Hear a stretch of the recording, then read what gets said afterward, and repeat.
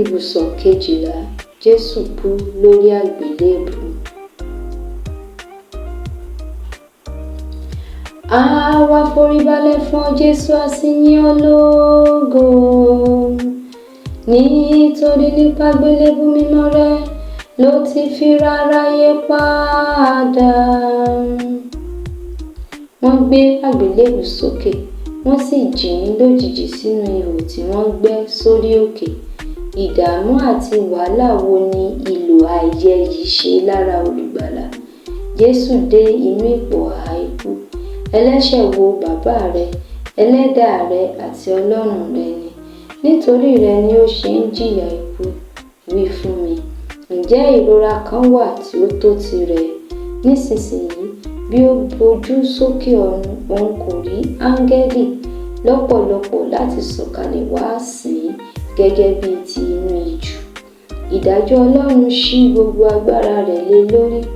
Bí ó bojú wo ayé, kò rí ohun mìíràn bí kò ṣe ìgbàgbé àti àìmoore, títí dé ibi pé ìbànújẹ́ ti ìyá mú ìrora ọmọ pọ̀ sí i.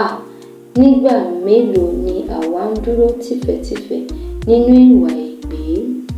Jésù rere mi, má ṣe jẹ́ kí n tún máa jẹ́ ọ̀kan nínú àwọn aláìmoore ènìyàn wọ̀nyí mọ́, kí n má sì ṣe tún ṣẹ̀ mọ́ sí Ọlọ́run tó dára tó bẹ́ẹ̀.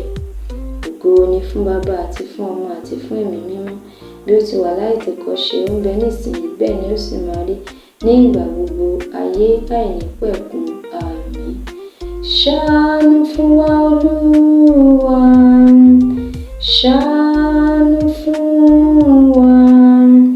Nípa náà Ọlọ́run kẹ́mi àwọn olódodo tó ti ṣaláìsí sinmi lálàáfíà. Àmín. Mú kí n bá ọ kánú púpọ̀, kí n ṣáájú ìjìyà Kristi níjọ́ ayé mi gbogbo.